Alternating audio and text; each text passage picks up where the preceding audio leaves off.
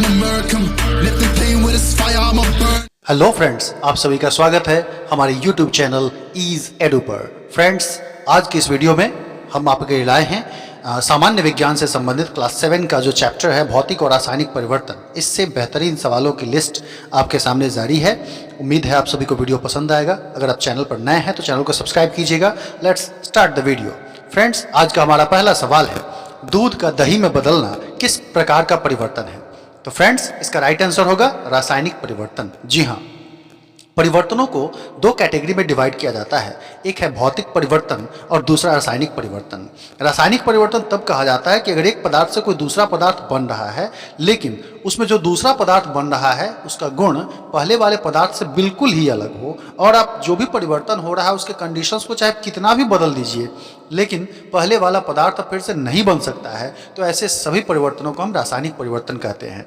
अतः दूध का दही में बदलना भी एक प्रकार का रासायनिक परिवर्तन है, क्योंकि दूध के गुण में और दही के गुण में काफ़ी अंतर होता है, और दही में परिस्थितियां चाहे कितनी भी बदल दीजिए लेकिन दूध नहीं बनेगा। इसी प्रकार से कई प्रकार के रासायनिक परिवर्तन हम अपने आसपास देखते रहते हैं। जैसे लकड़ियों को जलाते हैं, डीजल पेट्रोल जलता है, तो ये दहन में भी होने वाले जो परिवर्तन हैं यह सब रासायनिक परिवर्तन है।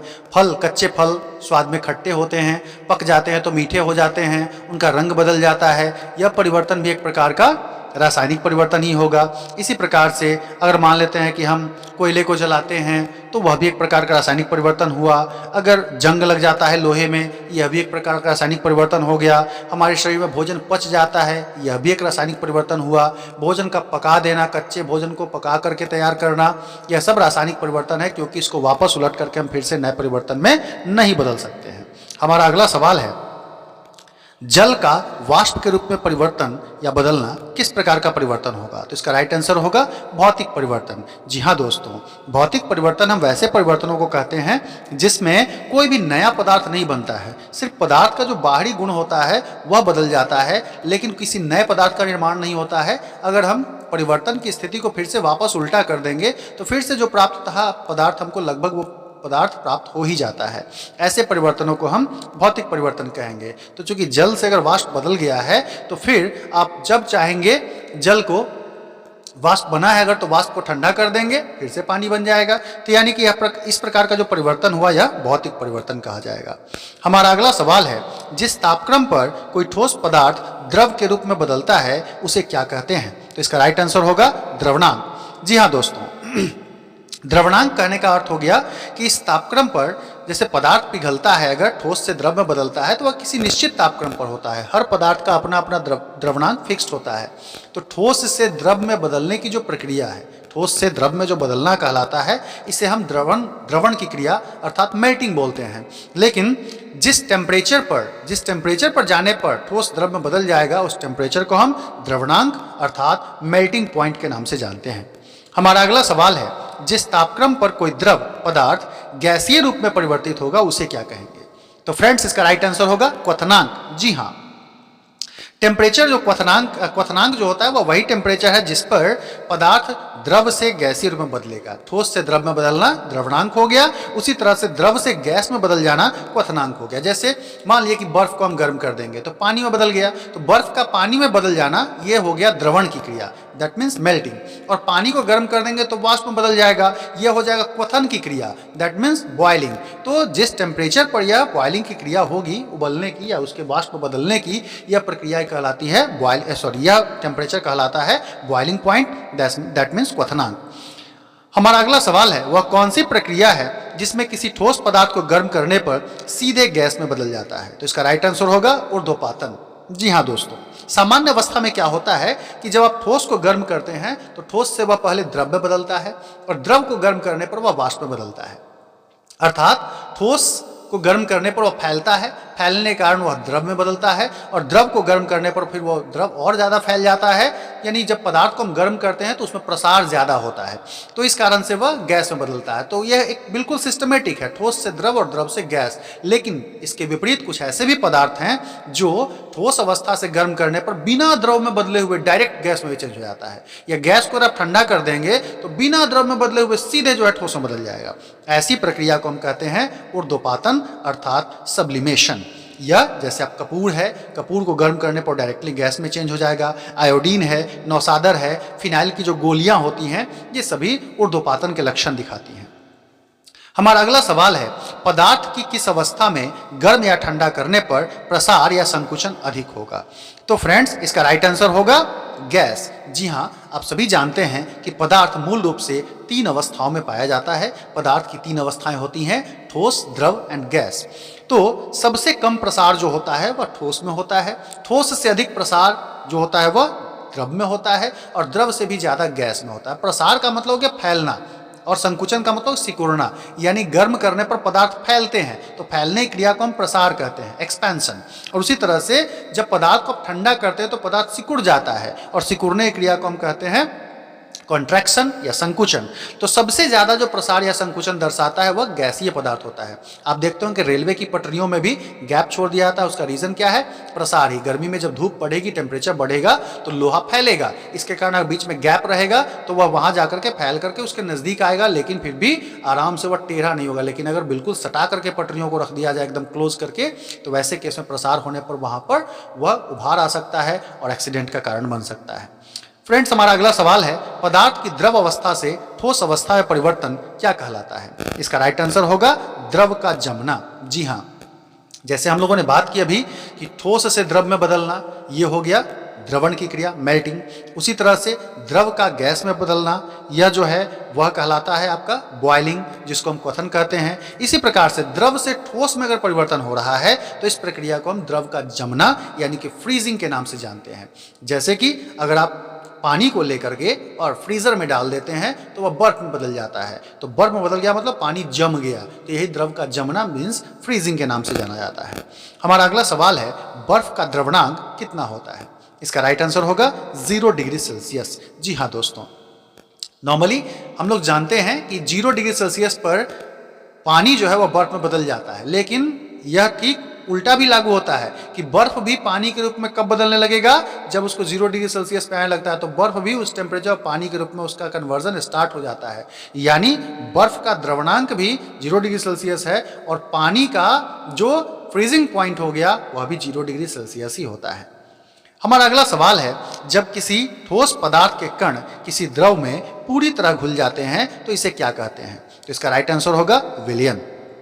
जी हाँ, विलयन वही समांग पदार्थ होता है जिसमें ठोस पदार्थ के कण को अगर आप किसी द्रव में डालते हैं और वो पूरी तरह से घुल जाता है। एग्जाम्पल के जरिए समझ सकते हैं आप कि जैसे मान लीजिए पानी ले लिया हमने, उसमें थोड़ा चीनी डाल दिया, 1 चम्मच चीनी डालकर, और उसको हम मिलाते हैं। तो चीनी मिलाने पर क्या होगा? कुछ देर के बाद चीनी आप देखेंगे कि पूरी तरह से घुल गया है, और उसकी मिठास जो होगी वो हर जगह बराबर होगी। ऐसा नहीं कि कहीं पर ज्यादा मीठा हो जाएगा। जब चीनी पूरी तरह से घुल जाएगा तो मिठास बराबर होगा। तो जब विलयन में पदार्थ समान रूप से फैलते हैं तो इसको समांग कहते हैं, और पूरी तरह घुल गया है, मिश्रण अगर समांग है, तो इस प्रकार का ही जो घोल तैयार हुआ है उसे हम विलयन, दैट मीन्स सॉल्यूशन कहते हैं। हमारा अगला सवाल है, जब किसी विलयन में ठोस पदार्थ के अधिकतम कण घुले हुए हों तो इस विलयन को क्या कहते हैं? इसका राइट आंसर होगा संतृप्त विलयन। जी हाँ दोस्तों, विलयन, अभी हम लोग बात समझे कि ठोस पदार्थ के कण अगर किसी द्रव में पूरी तरह से घुल गए हैं तो यह प्रक्रिया, यह जो पदार्थ तैयार हुआ है नया, इसको हम कहते हैं विलयन। विलयन में जिस पदार्थ को आप घोल रहे हैं, 2 चीज यहाँ पर है, एक जिसमें आप घोल रहे हैं और जिसको घोल रहे हैं। जैसे पानी और चीनी को घोल रहे हैं तो पानी में घोल रहे हैं, चीनी को घोल रहे हैं। तो जिसमें घोल रहे हैं, पानी में घोल रहे हैं, तो पानी को हम कहेंगे विलायक, है ना। और जो पदार्थ घोला जा रहा है, जैसे चीनी को घोला जा रहा है तो चीनी को हम कहेंगे विलेय, है ना। तो इस तरह से विलायक और विलेय मिल गए तो विलयन तैयार हो गया। अब मान लीजिए कि किसी विलयन में ठोस पदार्थ का कण अगर आप घोल रहे हैं और जैसे चीनी घोलते गए, मैक्सिमम अमाउंट आपने घोल दिया, यानी कि अब एक समय ऐसा आ गया, जैसे आप 1 गिलास पानी लिए, 1 चम्मच करके चीनी घोलते गए, लेकिन एक समय ऐसा आएगा कि अब चीनी उसमें आप इतना घोल चुके हैं कि अब चीनी घुलना बंद हो जाएगा। तो जिस जगह पर यह घुलना बंद हो गया, ऐसा विलयन कहलाता है संतृप्त विलयन। यानी कि ठोस पदार्थ की अधिकतम मात्रा आपने घोल दी है तो विलयन सैचुरेटेड सॉल्यूशन, दैट मीन्स संतृप्त विलयन कहलाता है। हमारा अगला सवाल है, किसी निश्चित ताप पर 100 ग्राम विलायक में घुलने वाले विलेय की मात्रा क्या कहलाती है? तो इसका राइट आंसर होगा विलेयता। जी हाँ दोस्तों, अभी मैंने बात की कि जिस पदार्थ में आप किसी चीज को घोलते हैं वह विलायक है और जिस चीज को घोल रहे हैं वह विलेय है। पानी विलायक कहलाएगा, चीनी विलेय कहलाएगा। तो 100 ग्राम विलायक में विलेय की जितनी अधिकतम मात्रा घुल सकती है वह उसकी कहलाएगी विलेयता, जिसको सॉल्युबिलिटी कहा जाता है। हमारा नेक्स्ट क्वेश्चन है, ताप बढ़ाने पर विलेयता पर क्या असर पड़ता है? तो फ्रेंड्स इसका राइट आंसर होगा विलेयता बढ़ जाएगी। जी हाँ, अगर आप गर्म कर देंगे, जैसे एक नॉर्मल टेम्परेचर पे अगर आप पानी में चीनी घोल रहे हैं तो एक फिक्स्ड अमाउंट जब चीनी का घुल जाएगा तो उसके बाद घुलना बंद हो जाएगा। लेकिन अगर आप टेम्परेचर बढ़ा देते हैं, इंक्रीज कर देते हैं, तो अब उसकी विलेयता और बढ़ जाएगी, मतलब और ज्यादा चीनी की मात्रा उसमें घोली जा सकती है। और तब जरूरत से ज्यादा आपने जब उसमें घोल दिया, जितना घुल सकता था टेम्परेचर बढ़ाकर उससे भी ज्यादा घोल दिया, तो ऐसे विलयन को हम कहते हैं अति संतृप्त विलयन, सुपर सैचुरेटेड सॉल्यूशन हो जाता है वो। है हमारा अगला सवाल है, अति संतृप्त विलयन को कांच की छड़ से चलाने पर क्या परिवर्तन होगा? तो इसका राइट आंसर होगा विलयन के रवे अलग हो जाएंगे। जी हाँ दोस्तों, अभी मैंने बात की कि अगर विलयन में जितना पदार्थ घुलना चाहिए आप उससे ज्यादा टेम्परेचर बढ़ाकर उससे भी ज्यादा घोल चुके हुए हैं, तो ऐसा विलयन अति संतृप्त विलयन कहलाता है। अति संतृप्त विलयन की पहचान क्या होती है कि जैसे ही आप अति संतृप्त विलयन को टेम्परेचर से हटा करके रखेंगे और कांच की छड़ से अगर आप उसे चलाएंगे तो उसमें विलयन के जो रवे हैं, जो दाने होंगे, वो उसमें से अलग होने लगेंगे और यही उसकी सबसे बड़ी पहचान होती है। हमारा अगला सवाल है, किसी रासायनिक अभिक्रिया में भाग लेने वाले पदार्थों को क्या कहते हैं? इसका राइट आंसर होगा अभिकारक। जी हाँ दोस्तों, कोई भी रासायनिक अभिक्रिया होती है अगर, तो जो भी रासायनिक परिवर्तन जिसकी हम लोग बात कर रहे थे कि दही का जमना हो गया, ईंधन का जलना हो गया, भोजन का पकना हो गया, शरीर में पाचन हो गया, फलों का पकना हो गया, कोई भी तरह का रासायनिक परिवर्तन हो रहा है तो इसका मतलब तय है कि उसमें कुछ ना कुछ रासायनिक अभिक्रिया हो ही रही होगी, तभी वो ऐसे चीज में बदल गया जिसको आप वापस फिर से वैसी परिस्थिति में नहीं ला पा रहे हैं। तो रासायनिक परिवर्तन तभी होता है जब उसके अंदर कोई रासायनिक अभिक्रिया होती है, और रासायनिक अभिक्रिया में जिन पदार्थों ने भाग लिया है उन्हें हम अभिकारक कहते हैं, रिएक्टेंट कहते हैं। जैसे मान के चलिए कि हाइड्रोजन और ऑक्सीजन अगर जल बना रहे हैं सपोज, तो हाइड्रोजन और ऑक्सीजन ये आपस में क्या कहलाएंगे? अभिकारक, क्योंकि इनके मिलने से जल बना है। और उसी तरह से जिस पदार्थ का निर्माण होता है उसको हम उत्पाद कहते हैं, यानी कि जल को क्या कहेंगे हम? उत्पाद, प्रोडक्ट हो गया, क्योंकि वह हाइड्रोजन ऑक्सीजन के मिलने से बना है। तो हाइड्रोजन ऑक्सीजन अभिकारक कहलाएंगे, जबकि जल को हम उत्पाद कह सकते हैं। हमारा अगला सवाल है, मैग्नीशियम को वायु में जलाने पर किस प्रकार जलता है? तो फ्रेंड्स इसका राइट आंसर होगा चकाचौंध करने वाले उजले प्रकाश के साथ। जी हाँ दोस्तों, मैग्नीशियम जो कि एक बहुत ही अभिक्रियाशील धातु होती है, अगर आप इसको वायु में जलाते हैं तो वायु के ऑक्सीजन से यह अभिक्रिया कर लेता है। अभिक्रिया करने के कारण यह काफी डैजलिंग लाइट प्रोड्यूस करता है और तेज एकदम प्रकाश के साथ या चकाचौंध करते हुए प्रकाश के साथ जलने लगता है। इस तरह से इसका लाइट जो आता है वो व्हाइट होगा, उजला होगा और बहुत ही चमकीला होगा चकाचौंध वाले प्रकाश के साथ। हालांकि वायु मैग्नीशियम को अगर वायु में आप खुला छोड़ देते हैं तो इसके ऊपर एक परत जम जाती है जो मैग्नीशियम ऑक्साइड, जो कि मैग्नीशियम ऑक्सीजन से संयोग कर लेता है, इस कारण से मैग्नीशियम ऑक्साइड बन जाता है। और ऐसे केस में अगर आप जलाएंगे तो जलने में अवरोध पैदा करता है, इसलिए पहले उसको सैंड पेपर जो होता है, रेगमाल, उससे पहले साफ कर देते हैं और तब जलाया जाता है। मैग्नीशियम के फीते को जलाने से पहले उसको साफ करना बहुत जरूरी है, तभी व्हाइट डैजलिंग लाइट उससे प्रोड्यूस होगी। हमारा नेक्स्ट क्वेश्चन है, कॉपर सल्फेट के घोल से कॉपर को कौन सी धातु विस्थापित करती है? इसका राइट आंसर होगा लोहा। जी हाँ दोस्तों, कॉपर सल्फेट जिसको नीला थोथा यानी कि ब्लू वाइट्रियोल कहा जाता है, तो कॉपर सल्फेट के घोल में अगर हम लोहा डाल दें तो लोहा कॉपर से ज्यादा अभिक्रियाशील है, इसीलिए कॉपर सल्फेट से कॉपर को वह अलग कर देता है और लोहा उसके साथ अभिक्रिया करके फेरस सल्फेट बना देता है। इसीलिए कॉपर को अलग कर लिया गया उस माध्यम से, और फेरस सल्फेट बनने पर रासायनिक परिवर्तन हो रहा है। क्यों? क्योंकि कॉपर सल्फेट से बन गया फेरस सल्फेट, एक तो नया पदार्थ बन गया और साथ ही साथ इसका रंग भी बदल जाता है। कॉपर सल्फेट का जो सॉल्यूशन होता है वो नीले रंग का होता है, इसलिए उसको नीला थोथा बोलते हैं, ब्लू वाइट्रियोल, जबकि जो फेरस सल्फेट बना है यह हरे रंग का हो जाता है, इसलिए इसको हम ग्रीन वाइट्रियोल कहते हैं। हमारा नेक्स्ट क्वेश्चन है, हाइड्रोकार्बन को वायु में जलाने पर किस पदार्थ का निर्माण होता है? तो फ्रेंड्स इसका राइट आंसर होगा कार्बन डाइऑक्साइड और जल। जी हाँ, हाइड्रोकार्बन जितने भी होते हैं, दहन हम लोग बात कर चुके हैं कि दहन में आप देखते ही हैं कि कोई पदार्थ ऑक्सीजन की अभिक्रिया में जलना स्टार्ट करता है, उष्मा प्रकाश उत्पन्न करता है। तो हाइड्रोकार्बन क्या होता है कि हाइड्रोजन और कार्बन का मिश्रण जो जो भी चीज़ में होगा वो सब हाइड्रोकार्बन कहलाएगा। जैसे अपने घर में एलपीजी का इस्तेमाल करते हैं सिलेंडर में, तो दरअसल उसमें भी कई तरह के हाइड्रोकार्बन ही होते हैं, मेथेन, एथेन, प्रोपेन, ब्यूटेन, इन सब का मिश्रण होता है जो कि एक हाइड्रोकार्बन है। मोम का आप इस्तेमाल कर रहे हैं, वह भी हाइड्रोकार्बन है। डीजल, पेट्रोल, केरोसिन, यह भी आपका हाइड्रोकार्बन है। तो इन सबको वायु में जलाइएगा हाइड्रोकार्बन को, तो कार्बन ऑक्सीजन से मिलकर कार्बन डाइऑक्साइड बनाएगा और हाइड्रोजन ऑक्सीजन से मिलकर के जल बनाता है। इसीलिए हाइड्रोजन और कार्बन से बनने वाले यौगिक, दैट मीन्स हाइड्रोकार्बन को वायु में जलाने पर कार्बन डाइऑक्साइड और जल का निर्माण होगा। हमारा नेक्स्ट क्वेश्चन है, वायु में ऑक्सीजन की उपस्थिति दिखाने के लिए किस वैज्ञानिक ने प्रयोग किया? तो फ्रेंड्स इसका राइट आंसर होगा जोसेफ प्रिस्टले, जिन्होंने 1771 ईस्वी में इस पर प्रयोग किया था। उन्होंने जलती हुई मोमबत्ती को जार से ढककर रख दिया, देखा कि मोमबत्ती बुझ गई।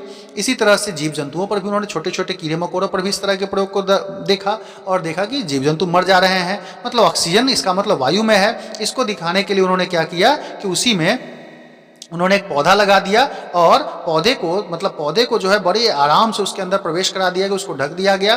तब बाहर से लेंस के जरिए वह मोमबत्ती को प्रकाशित किया गया तो मोमबत्ती जलने लगी। इसका मतलब उसमें जो पौधा लगाया गया था, पुदीने का पौधा, उस पुदीने के पौधे से जो ऑक्सीजन निकला था उसी ऑक्सीजन के कारण फिर से यह जलने लगा। तो पेड़ पौधे, इसका मतलब वातावरण में ऑक्सीजन छोड़ते हैं। यह प्रयोग अपने आप में बहुत ही इंपॉर्टेंट था। हमारा अगला सवाल है, जंग लगने के लिए दो आवश्यक कारक कौन से होते हैं? इसका राइट आंसर होगा ऑक्सीजन और जल। जी हाँ फ्रेंड्स, आपने लोहे की वस्तुओं को देखा होगा, नई आती हैं तो चमकीली रहती हैं, लेकिन कुछ दिनों के बाद ही उस पर जंग लग जाता है, रस्टिंग हो जाती है।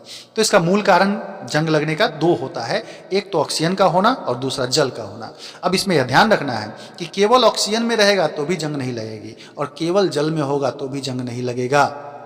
यानी दोनों का प्रेजेंट होना जरूरी है, ऑक्सीजन भी चाहिए और जल भी चाहिए, तभी जाकर के जंग लगने की घटना होगी। ऐसे प्रयोग करके दिखाए गए हुए हैं कि केवल अगर जल को जैसे गर्म करते हैं ऑक्सीजन खत्म हो जाता है, उसमें आप लोहे की कांटी को डाल के छोड़ दीजिए, जंग नहीं लगेगा। अगर उसके अंदर हवा को आप निकाल दीजिए तो वैसे ही अगर सिर्फ हवा भर के छोड़ दीजिए, उसमें कांटे को रख के छोड़ दीजिए, जंग नहीं लगेगा क्योंकि उसमें जल नहीं था।